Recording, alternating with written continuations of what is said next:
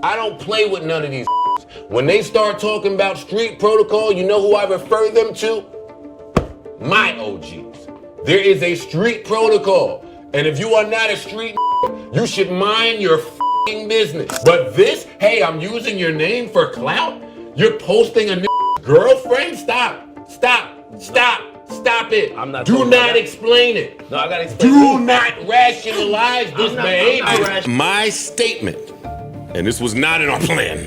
It wasn't. We was getting to Kanye or some. My statement was and is, me, Joseph Anthony Budden Jr., has never in my entire life tried to something that I know any of my friends have. That's not to say that we're not Eskimo brothers in some cases, but I'm not intentionally trying to hit nothing that I know one of my people's hit, and I think that's nasty. There are days when Joe Budden is a rapper, sometimes he's a podcast host, sometimes he's a hip-hop journalist, and other times he is the happiness police. You cannot tell me, you would be lying to tell me that as a young man, how old are you? 19. In this industry, in this music industry, in the music business, you are happy 24/7. That is a lie. So, that is bullshit, and I refuse to have somebody tell me bullshit. I want to have an honest conversation. Everyday Struggle was a smash hit in its heyday. The show was immediately an essential part of the culture. And one of the shows that put Budden on the map was the Lil Yachty episode. In May 2017, a 19-year-old Yachty showed up at the studio to film with the crew. And right off the bat, Joe Budden came with that energy. I want two gay dudes kissing. I want the white girl with the funny hair. That you went to the label and said you want all of that. Actually, I didn't go to the label. Who you called? I didn't call the label. It has nothing to do with the label. We do it and then we give it to the label. Let me ask you a question. Wait, I'm not done with my question. Out of here. So explain it to me, because when I see this, when I see the cover, I'm a bit jaded. I know. This was exactly the kind of attitude that had made Joe Budden a fan favorite in the first place. But in this interview, it was a little misplaced. Budden's grand point here was that since Yachty was a young gun who saw some success in signing to a major label, they had to be taking advantage of him somehow. Cause in his mind, ain't no way Yachty picked his album cover himself because he thought it was too fruity. And when Yachty explains the idea behind it, Budden still wasn't buying it. She's like an emotional girl, you know what I'm saying? We have obesity and then we have same-sex love. You know what I'm saying? What about your music speaks to any of that? My music is basically to stay positive and just to love yourself, you know what I'm saying? I'm the outcast of the hip-hop game, you know what I'm saying? These are all outcasts on this cover. And all I'm basically saying is you can be yourself and still be okay with that. Do you feel like an outcast in the whole genre? I feel like an outcast. I have a million questions. No, that's exactly what I got from it. He is an outcast in hip-hop. How is he an outcast? He's in hip-hop. You wouldn't say I'm an outcast. No! Joe Budden calls all that BS, and this is where the infamous clip comes from where Joe keeps trying to force Yachty to say he's unhappy. And Yachty just wants to be chill. And I would take it like... I don't care about the business part. I care about how Yachty feels. I'm telling you how I feel. I am happy every day. Wait, say that again. Happy. I am happy every day because life is moving in such a positive way, I can't get slowed down. So maybe he has been media trained. This is a very media trained answer that I'm getting. Not a media trained answer. All right, so let me respond to what you're saying. It's how I am. Okay, let me tell you about how humans are. Okay, I'm listening. Feelings are fickle. What that means is they come and they go. Nobody is one thing forever. You cannot tell me, you would be lying to tell me that as a young man, how old are you? 19. In this industry, in this music industry, in the music business, you are happy 24/7. That is a lie. So that is bullshit, and I refuse to have somebody tell me bullshit. I want to have an honest conversation. How could you be upset? Because I don't think that's where your values lie. That's why. That's where you have a problem. That's why. And all of the rappers, and I don't want this to come off like old nigga man shit. That was exactly what it was, though.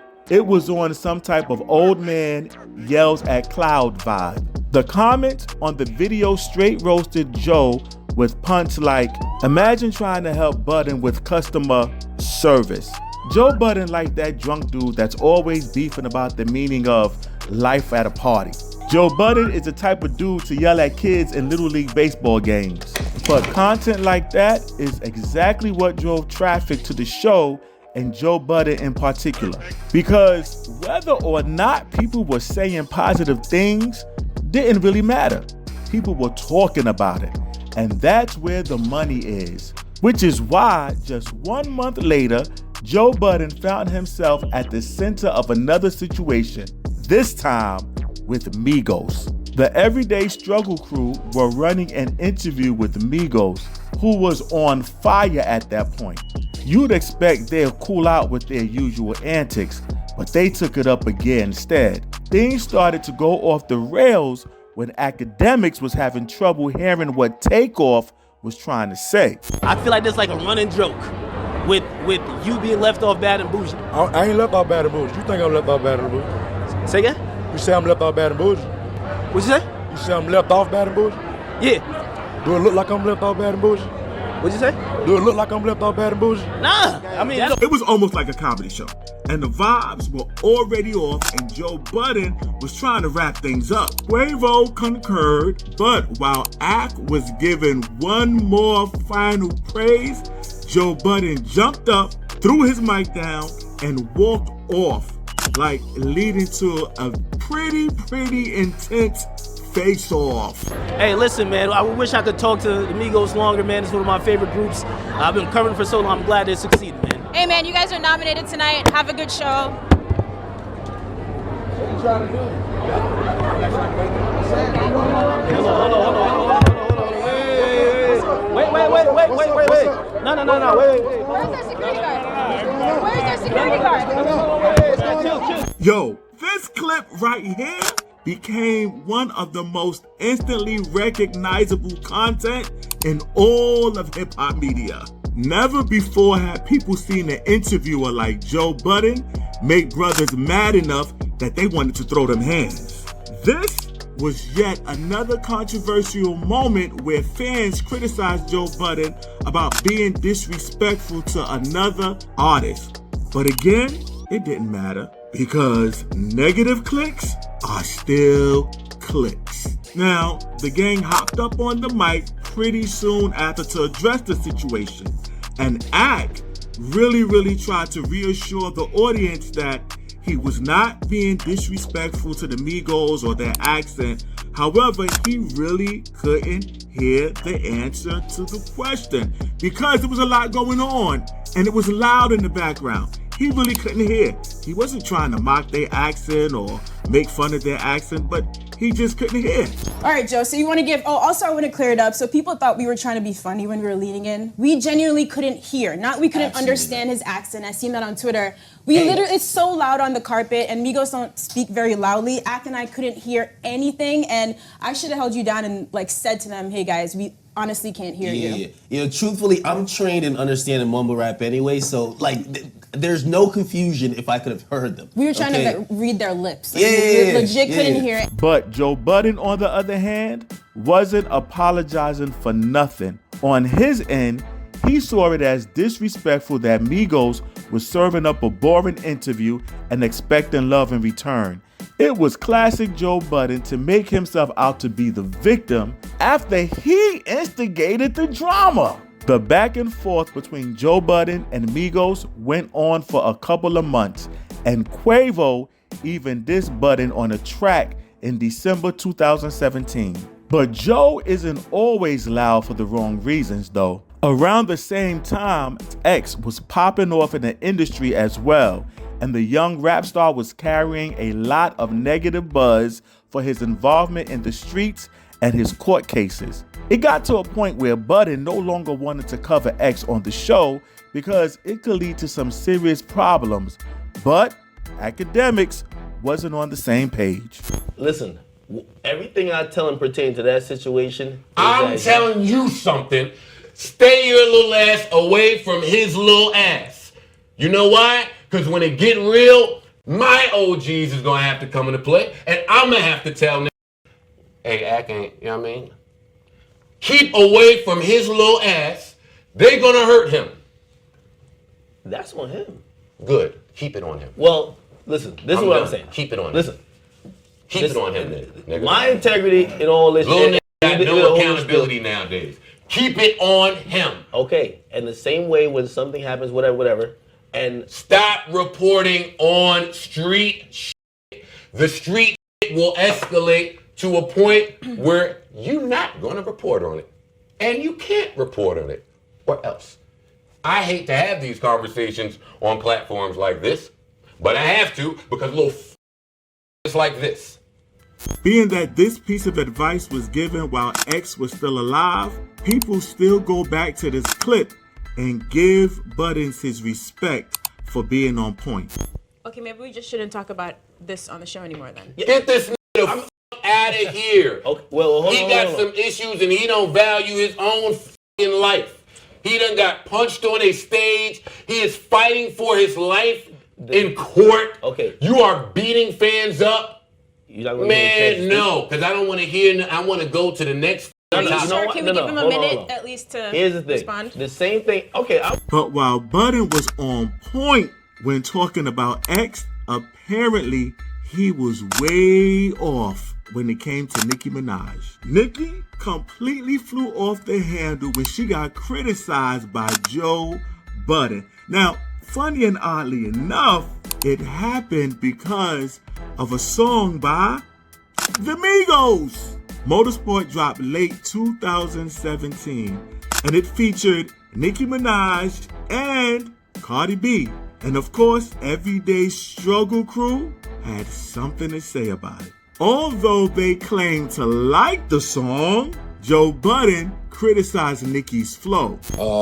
And you know what? What I will say to Nicki, watch your man. You should watch your mouth.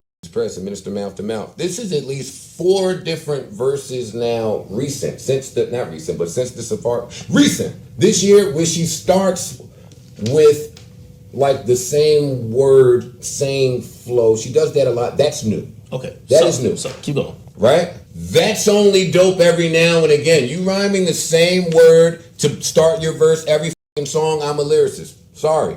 I'm not rolling. As a woman, time out. You don't want to smoke with me. It's a lace front. And the fake stunts. And She got a bunch of doubles and triples in there. This is what you're going. You need to straw this pussy is wet. What I'm saying is maybe Nicki Minaj has hit her ceiling. We have heard, I could probably go find this same Nicki Minaj verse in a few other songs.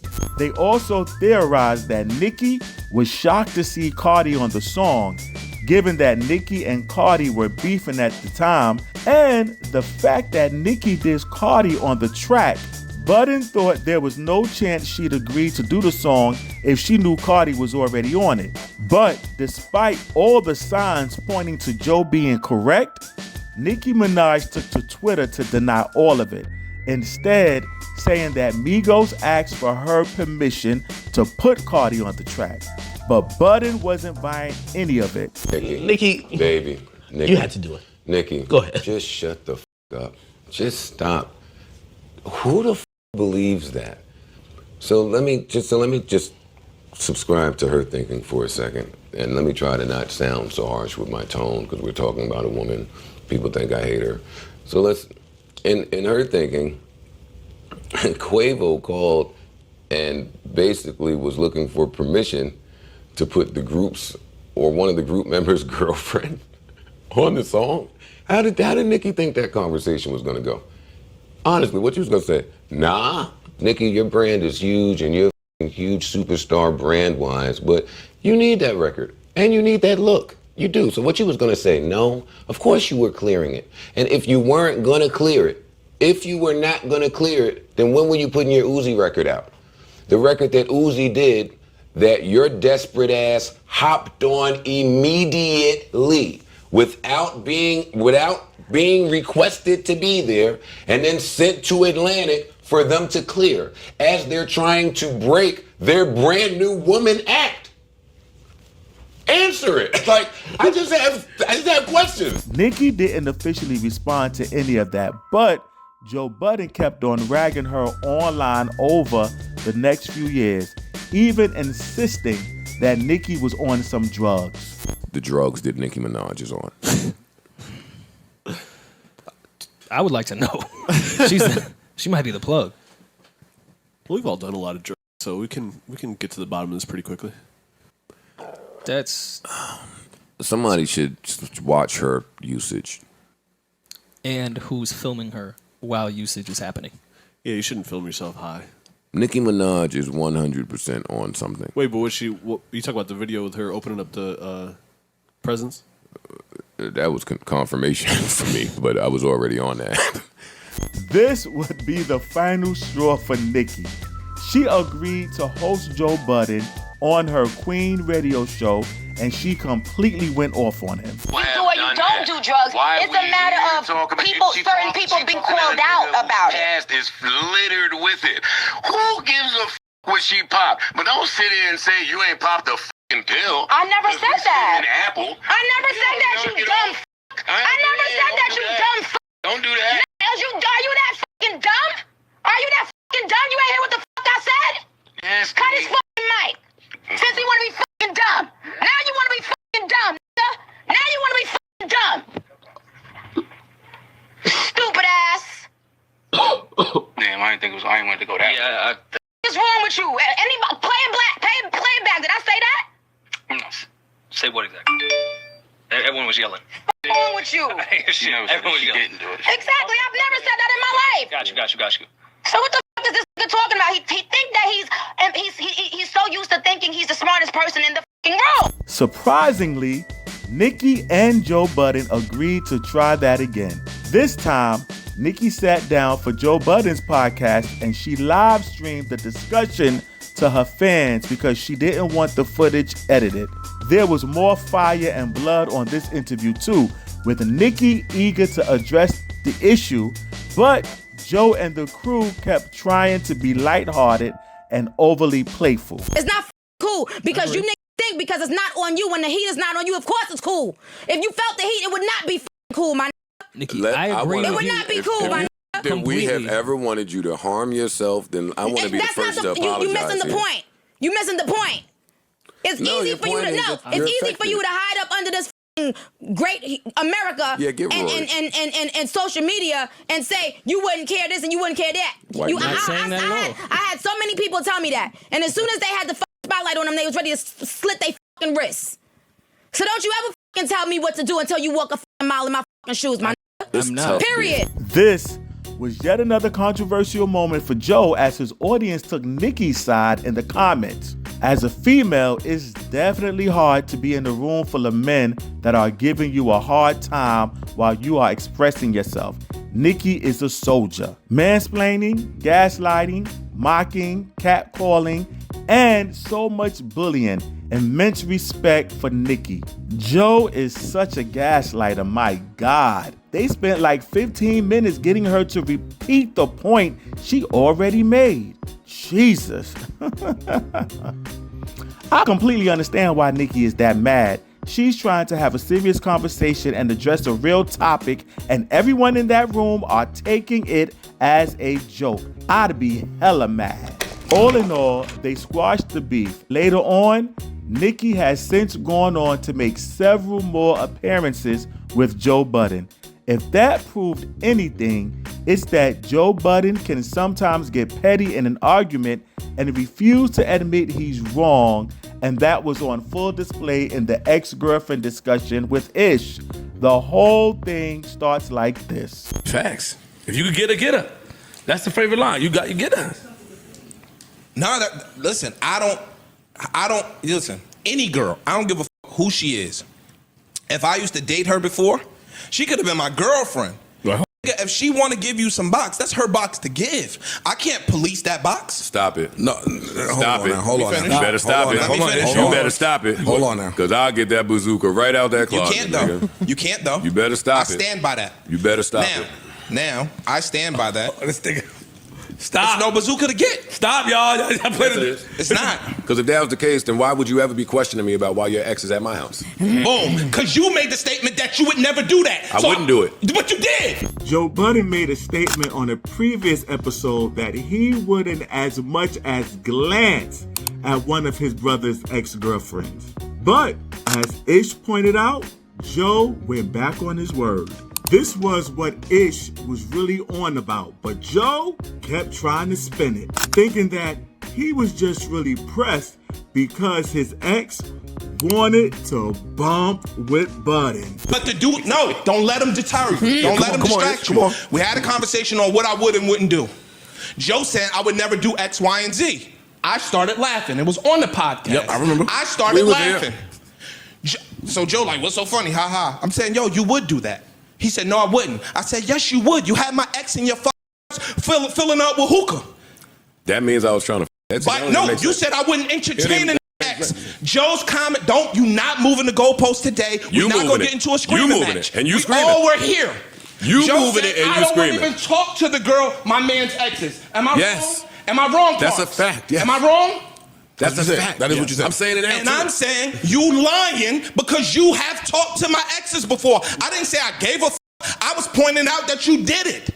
That you were in your house with my ex of 9 years smoking hookah. So you sitting here lying. I didn't say I mind because, again, if she don't mind, who the f am I to mind? The two men kept going back and forth with each other, with Joe constantly trying to move the goalpost. He even seemed to suggest that Ish should thank him for not sleeping with his ex, even though he says that several times, when he already said several times that that's not what he cares about.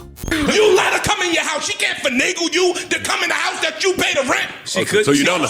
So you don't know how she got now. So you don't know how she got now. So you don't know how she got now. No, you can't. Because guess None of this sounds like thank you for not fucking my bitch of 9 years. I don't give a f. None of this sounds like that. I'm not thanking you for that. But you're welcome. I'm not thanking you for that. I don't care if you. But you're yelling at me for it. Because you won't let me speak. You asked me a question and then you won't let me answer. You cut me off. The whole thing frustrated fans, with next to one taking Joe's side. I'm not. You just need to keep up. I have conversations with all of y'all old bitches still to this day. That's not what the fuck we were saying. That wasn't. I would not be having a conversation trying to pop your old. Look at the new. Nor would I dignify she was trying to pop. You talk about a fucking hookah with your sensitive ass. Shut your fucking I'm far from sensitive. Nigga. I don't give a fuck about these bitches. You asked me 10 years later. Like you did with your bitch. This type of explosive anger with friends or co-hosts is exactly what caused Rory and Mal to get fired from the podcast on the air. Fans knew before the big moment came that there was some undercurrents of tension between the three. And one of those moments was the weird double or nothing argument. So listen to me. We bet. Game 3. I lost $100. He lost. Yeah. Right? So he owes me $100. Right. Game 4 comes. He says double or nothing. That means the game 4 wager is double the last wager or nothing. That's what I thought that meant. That's not what that means that's the what that would game mean 4 is 200, and you lost. No. So now 200 and 100 is 300. I didn't know he owed you the other 100. So for the next game, when we bet triple or nothing, he's wrong. Wouldn't it be 900? No. What? No. What college you went? High school you went to? What are you talking about? 3 times 300 is 900. That's not how it goes, Joe. It would the be original 300. bet is $100. Yes. So But you we lost. only triple the 100. Right. So you only tripled the 100. So what does double or nothing mean? Double means double the 100, which is 200. 200. Yeah, Maul's correct. Despite Joe being obviously wrong, he did what he's been heavily criticized for throughout his career: raise his voice in an attempt to win the argument. Double or nothing doesn't mean 200. Yes, it does. All right, let's say That's double 100. What the f are y'all saying? Okay, let's change it. Let's change it to $20. Let's change it to $20 then, Joe. You're right. It's 2. You're right. And 2 times 100. You're right. It's 200. Do you only do double or nothing with $100? No, you don't. So when you add that to 100, it's 300. No, you can yell all you want. You're wrong, bro. I don't care. I'm You're out. wrong. I'm You getting only paid do either way. double or nothing with You're wrong. $100? No, if it was $20, it'd be $40. You're wrong. Like, I've gambled. You're wrong, bro. I'm just trying to tell you what it is. Like, I don't know where you get 900 from. That's the crazy shit. From 3 times 3. On a different occasion, he said Mal had no self-esteem while he was sitting right there. But Dave, I still think Maul needs to partake in one just to check it off the list, but they're not that great. I think Maul needs higher self-esteem to be able to function in a threesome. Here we go. I think Maul's pretty confident. Although behavior and antics like this are the reason why fans had come to like Joe Budden, a lot of folks thought this constant bullying of Rory and Mal was a tad too much, even for him. Fine. I'm still amazed at Maul bagging the one chick. So 2 of them? How do you ride 2 faces? You amazed that I bag a girl? No. What the f are you talking about? What are you talking about? Stylistically. What are you talking about? You're amazed that I bag women. What are you talking about? The style and the manner. Oh, y'all in need to which fight. you- I told we need to Maul, talk about it. I'm trying to understand what he talking. He said I got low self-esteem. Then he says he's surprised that I bag chicks. What are you talking about? What I'm saying is the style, and I say this every week. I don't know why you're acting surprised. The style in which you present yourself to bag women, I think I would like to see. I want to see it. What is the style that I present myself? Too smooth. And that was the beginning of the end for Rory and Mal on the Joe Budden podcast. But Rory and Mal were not the first people to get burnt by working with Joe. That would be Eminem. Joe Budden was a part of the rap group Slaughterhouse, which was signed by M Shady Records. The Slaughterhouse project never went anywhere, and Joe ended up finding his feet in media anyway, even though he was still signed to Shady Records. When a snippet from Eminem's Revival album dropped, Joe didn't hold back in tearing it up. All right. It's trash. One of the worst songs I've ever heard. I don't care if the content is great. That is great content, but M is always going to provide great content because he's one of the best wordsmiths to ever live. I'm putting that to the side. This is one of the worst songs I've ever heard, and it's giving me a real bad taste about some other things. So, fast forward. Then, the track list is released. The track list, without the benefit of the doubt, appears to be utter garbage. That's what it looks like. I reserve judgment because I think M is a genius, and I know that they are well planned and calculated and meticulous, so maybe these features will make sense. I love M, and M is one of the greatest rappers to ever live. I shut up. And then the front is released. And now I'm upset. And now I'm mad. Like, I can say that. So for this shit to look like this, I'm putting this on somebody in his team. Because this is disgraceful. This is disgraceful. I hate it. I hate it. Change this fucking cover. Change the fucking tone of this album. Change all this shit. I ain't heard from you in 4 fucking years. I want to hear from you. Because now if I step back, and I apologize for my voice if this sounds harsh, but I'm passionate about this because I love him and I'm signed there. But this is a microcosm of some other things. And no, it's unacceptable to me. I don't care who you are. I wouldn't give a f Michael Jackson did this. This is not all right with me. M followed back with a diss track not particularly directed at Budden called Chloroseptic Remix. But that was just the beginning. He dropped another album called Kamikaze just months later, and that had direct disses to Joe. Eminem mentioned Joe Budden's sexual assault case, which lit a fire under Joe's ass. Let me be the first to tell you, since you've been in this megastar cocoon, because that's what happens with the megastars, y'all stay in cocoons. You popped off quick, and when you pop off quick, all that type of success, oh man, it's a lot to deal with, baby. Baby, is it a lot to deal with? They sheltered you your whole career. They had to. Who was selling records like that? Only moving units, M, Pimp, Juice, and us. You was doing amazing shit, and you've been sheltered. Let me speed this up for you. Newsflash, M. I heard the album. And because I think you don't really know all the members that were in the group, I don't really think you know our history. Let me tell you what Joe Budden has thought this entire time. I've been better than you this entire decade. But in my rapper brain, I'm a content. You gotta say something. You have not said anything for the better part of a whole decade. You have rhymed a bunch of words. So, let me give you some love. Eminem is the best rhymer of words in the world, on the planet. He can rhyme letters. Yeah. He can rhyme words that don't rhyme. He can rhyme accents damn near. He can do a lot. Boy, he's talented. Know the hip hop I fell in love with? The hip hop that said you gotta say something. I personally haven't heard that, Marshall, in quite some time. How could I be mesmerized of someone that I think I'm better than? You've been in your cocoon, so you're unaware of a few things. The tricks that you tried with the pop stars, you can't come out of your cocoon and pull with the rappers. M, you're no longer in control. Needless to say, after that rant, the bridge between Budden and Shady Records was completely burned. But the last thing that anybody ever expected was for Eminem to come out and share his perspective on the situation and claiming that he is the reason why Joe Budden's rap career never took off. You're doing something, you got a voice in hip hop, so you actually could be affecting this ship a little bit. You know what I'm saying? Because you don't owe me nothing. But I've never got an interview and been like, Joe Budden shit is trash. That last album he put out is trash.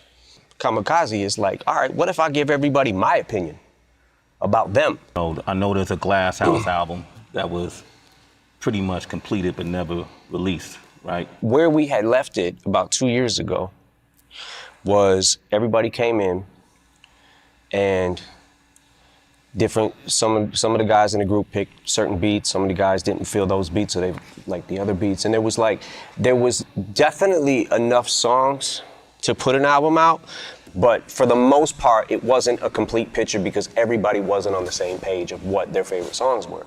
So I thought they were gonna go back home, regroup, and try to make a few more songs. I didn't hear anything from that, and then at that point I started getting really deep into Revival. You know, I was recording every day.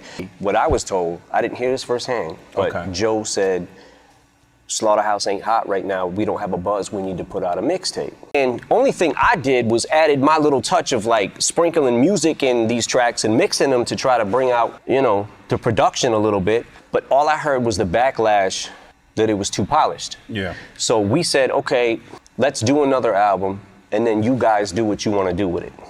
I didn't want to touch it in the sense of like, other than give my opinions on songs, I didn't want to touch it with my production, because I felt like, what if that is the reason that they didn't sell albums? I don't want to hinder that, you know what I'm saying? So we gave him another album, and next thing I know, I hear Joe talking about who got that money, who got what money. Like, he did say, I saw a clip that he put up, an interview with him and Crooked, that he felt like that maybe, perhaps, like he alluded that you and Paul got majority of the money. But the album, I hate to say this because I think the guys are super talented, but the album didn't do much to even recoup the first budget. Then we spent hundreds of thousands of dollars on the second album that never came out. What money didn't you get? I don't know if I made a dime off Slaughterhouse. I don't care if I made nothing. There's a fine line between saying, you know what, this guy's really been cool to me. He's helped me out and tried to help out on many occasions. So I'm not gonna go in on Untouchable like that. I'm gonna say, it ain't for me, I'm not crazy about it, whatever. But to be the worst song you've ever heard in your life, have you listened to your own shit? Do you not listen back? Because if that's the worst fucking song you've ever heard in your life, I don't know. I want to just make it clear, though, that aside from the Joe shit, I think that Slaughterhouse is one of the best rap groups ever to ever happen. It's like what we said at the start, though. Joe Budden eats controversy. This just like everything else, has only worked to further strengthen the Joe Budden brand.